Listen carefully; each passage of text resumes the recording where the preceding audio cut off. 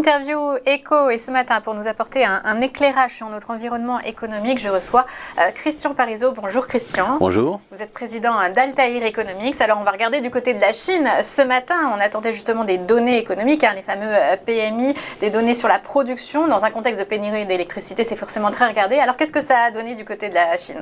Bon, c'est stagnant, c'est-à-dire que l'activité industrielle, alors selon les sources, vous avez une enquête qui est réalisée par IHS Markit qui nous dit stable. Pas de croissance sur le mois, alors c'est déjà pas mal, on va dire, vu tous les vents contraires qu'il y a actuellement. Et puis vous avez l'enquête officielle qui nous parle d'une légère contraction, mais globalement c'est quand même pas dramatique. On n'est pas sur un effondrement de l'activité industrielle, mais par contre on voit qu'il y a des réelles difficultés en Chine. Alors quand on regarde dans le détail, c'est toujours un peu le même discours qu'on entend et qu'on répète, c'est les tensions sur les chaînes de production, c'est les délais de livraison qui augmentent énormément.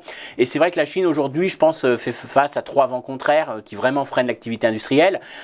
Premier vent contraire, c'est purement la désorganisation liée au Covid. Et ça se poursuit. En Asie, l'Asie est très marquée. On a vu les fermetures de ports, dès qu'il y a un cas, on ferme toute une ville. Ouais. Donc il y a cet effet Covid qui persiste et qui est loin d'avoir disparu sur l'activité.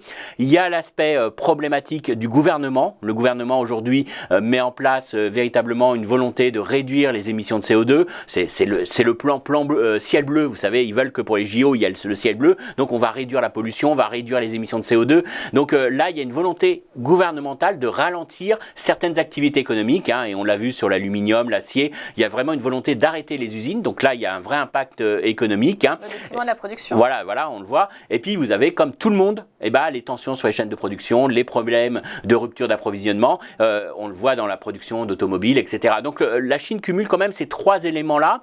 Et puis, avec un vrai risque, à mon avis, parce qu'aujourd'hui, les investisseurs prennent de plus en plus en compte ce ralentissement de l'économie chinoise, le fait qu'on est sur un risque politique quand on investit en Chine. Vous avez vu, si vous vouliez investir dans les jeux vidéo en Chine, vous pouvez passer votre chemin. Maintenant, c'est plus fini, c'est fini. Donc, je pense qu'il y a un vrai risque aussi qu'on ait un net ralentissement des investissements directs des étrangers en Chine. On le voit pas encore dans les statistiques, on les a avec un peu de retard, mais c'est quelque chose à surveiller aussi. Ça pourrait aussi accentuer le ralentissement chinois. Donc, on est quand même sur un pays aujourd'hui qui est difficile à suivre, comme toujours, mais qui montre quand même des vrais signes de faiblesse. Alors, certains temporaires, mais attention que le temporaire ne dure pas un peu plus longtemps, et c'est ce qui commence un petit peu à apparaître avec toute cette reprise en main de l'économie de la part du gouvernement chinois. Le gouvernement chinois aujourd'hui n'a plus un objectif de croissance, il a un objectif de meilleure répartition de la croissance. Donc on n'essaye pas de grossir le gâteau, mais on veut mieux le répartir. Donc c'est quand même un vrai signal aujourd'hui envoyé sur le fait que c'est plus la croissance à tout prix, et donc là on est dans des vraies réformes qui vont sûrement peser sur les perspectives de croissance de la Chine. Et qui vont privilégier aussi certains secteurs et certaines entreprises plutôt chinoises qu'internationales. Après c'est un peu le repli de la Chine sur elle-même. On voit qu'aujourd'hui, le gouvernement veut vraiment favoriser la demande intérieure. Mais aujourd'hui, ce que je trouve, ce qu'il va falloir intégrer, c'est ce risque politique chinois. C'est-à-dire qu'on a bien vu sur certains secteurs, il suffit que demain, la Chine dise c'est pas bien de consommer du luxe à sa population qui est jeune, qui prend des crédits à la consommation, qui s'endette pour acheter un sac à main. Il suffit que le parti dise c'est pas bien pour la population. Et puis, on voit qu'on a un impact sectoriel très violent. Donc, on peut avoir aujourd'hui, moi, je pense qu'il faut mettre une prime de risque très forte pour les entreprises qui sont très exposées à la Chine, parce qu'on est vraiment on commence à rentrer vraiment dans une source, des éléments d'incertitude, et les incertitudes politiques c'est les pires parce qu'elles sont pas prévisibles. Et la prévision de croissance chinoise a d'ailleurs été revue à la baisse cette année par plusieurs analystes. Donc maintenant on prévoit plus que 6% au lieu de on a baissé de quelques points. Voilà, c'est quelques points. Bon, il y a une dynamique qui joue, qu'on a eu quand même un bon premier semestre, mais c'est vrai que les institutions internationales sont un peu en retard là-dessus. Quand on prend l'OCDE, le FMI, ils n'ont toujours pas révisé à la baisse. Et je pense que là, il y a encore beaucoup de révisions à attendre à la baisse sur la Chine, parce que, encore une fois, il y a du temporaire, mais il y a aussi beaucoup d'éléments structurels, vieillissement de la population, véritablement réorganisation des chaînes de valeur, avec la concurrence du Vietnam. Donc, il y a aussi du structurel qui vont peser sur l'activité en Chine. Et je pense que le modèle, l'image de quand on voyait la Chine en début d'année est en train de vraiment se ternir. Et c'est vrai que toutes les valeurs qui sont exposées à la Chine aujourd'hui sont à regarder de très près. Alors une croissance moins forte en Chine, mais un risque de stagnation aussi par ailleurs. Stagnation couplée à l'inflation, ça fait la stagflation. Est-ce que c'est un état qui peut perdurer? Est-ce que vous y croyez déjà à cet état-là?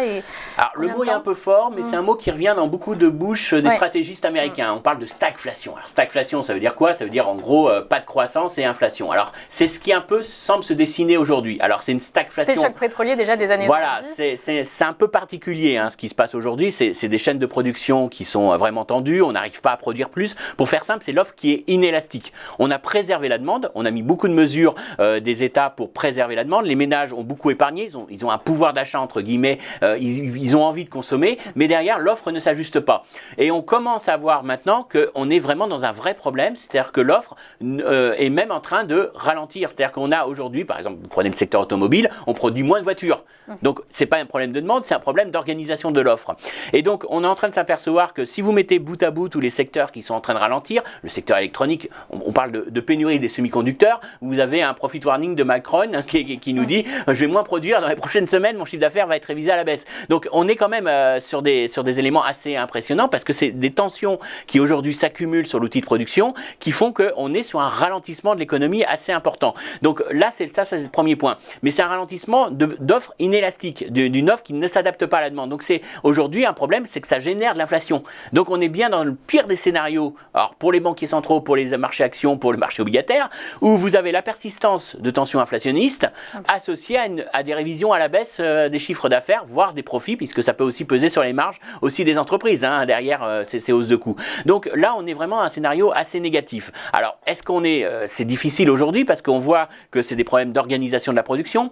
Ce qui semble apparaître de plus en plus, et on le voit au travers du commerce maritime, c'est que ça ne s'améliore pas.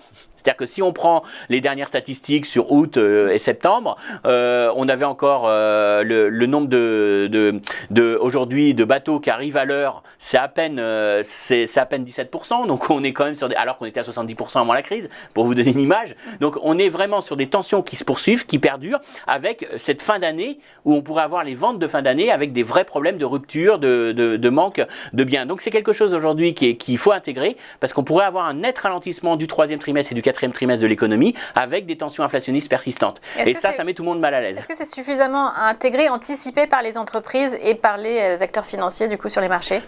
Tout le problème, c'est qu'on nous dit que c'est temporaire, mais le temporaire a l'air de durer.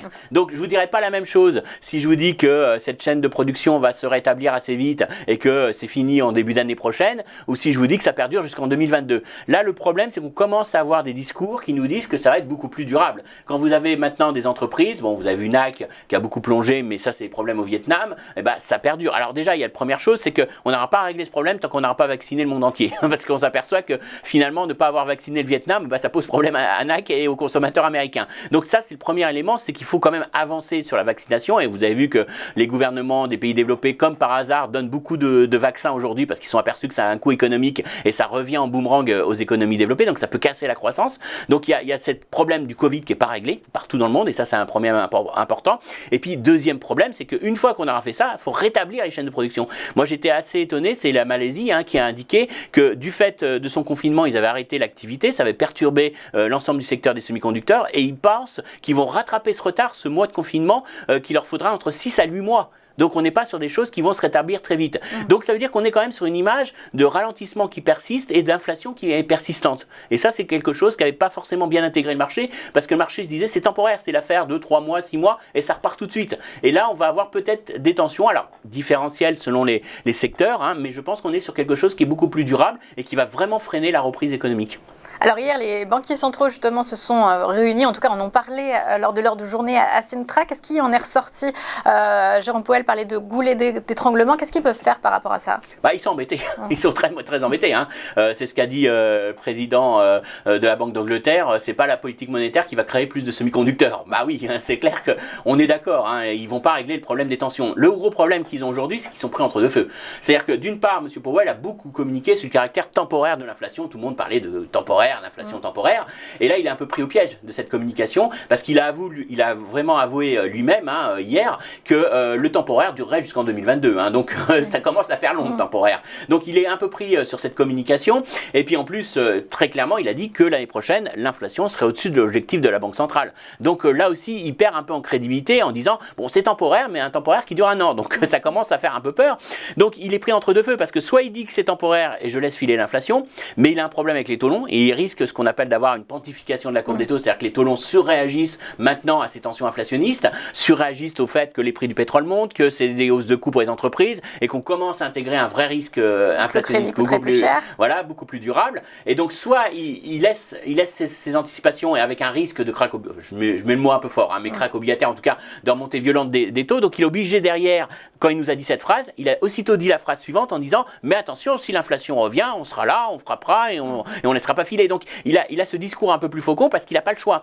Donc, aujourd'hui, les banquiers centraux sont un peu pris en tenaille parce qu'ils ont cet aspect inflation et crédibilité vis-à-vis de l'inflation. Puis, il y a quand même un ralentissement économique. Donc, c'est pas très favorable. Si on était en plein boom, c'est facile de dire « Bon, bah voilà, tout va bien, l'économie en surchauffe, on crée plein d'emplois et en plus, il y a de l'inflation. » Donc, voilà, on durcit la politique monétaire, mais derrière, ils doivent faire tenir compte de ce ralentissement économique et que ça pèse sur la croissance. Et il l'a dit aussi lui-même, aujourd'hui, ça a retardé la reprise économique. Donc, il est vraiment pris, ce scénario de stagflation, c'est vraiment le cauchemar en termes de communication pour un banquier central, parce qu'il doit être crédible vis-à-vis du marché obligataire, mais il ne doit pas faire chuter non plus et il ne doit pas durcir les conditions de financement trop vite. Donc, aujourd'hui, ils sont mal à l'aise, ce qui fait qu'aujourd'hui, on risque d'avoir beaucoup de débats au sein des banquiers centraux, une communication qui risque d'être brouillon, et puis on voit, derrière, on n'a pas de visibilité sur ce qu'ils vont faire. Parce qu'on a le sentiment que le tapering, que s'ils réduisent leurs achats, s'ils montent les taux, ça sera au jour le jour en fonction des derniers indicateurs. Donc on n'a plus finalement cette forward guidance, cette image qui nous donnait, voilà, qui ancrait les marchés. Là, on est vraiment dans le dernier indicateur nous dit que ça va, on peut y aller ou on peut pas y aller, quoi. Donc c'est un peu ça. Voilà. Et donc c'est vrai que les chiffres de l'emploi, par exemple, aux États-Unis, le 8 octobre prochain, seront déterminants, on sait, pour le timing de la Banque centrale. Donc on a cette image-là. Pour l'instant, le dollar en profite, parce que le dollar se dit, de toute façon, vu ce qu'a dit Powell, c'est les États-Unis qui vont dégainer les premiers, parce que bon, la BOJ, il n'y a pas de souci. Et puis du côté de la Banque européenne, Madame Lagarde, elle a dit, il y a des tensions inflationnistes, il y a des problèmes de rupture, mais on est très loin de notre objectif d'inflation. Donc on sent que l'Europe a plus de marge de manœuvre, parce qu'il y a beaucoup d'effets de base, mais que l'inflation est quand même assez loin de l'objectif. Donc le vrai cas, c'est vraiment les États-Unis. Et derrière, on se dit que le dollar en profite, parce qu'ils se disent, va falloir quand même qu'ils y aillent, même si l'économie américaine ralentisse. Donc c'est tout le paradoxe, c'est durcir un peu les conditions monétaires à un moment où l'économie ralentit, mais finalement c'est peut-être quelque chose que pourrait imposer ce scénario un peu de stagflation, au moins pour rassurer les marchés obligataires. Eh bien, merci beaucoup à Christian Parizeau de nous avoir éclairé donc, sur notre environnement économique. Je rappelle que vous êtes le président d'Altair Economics.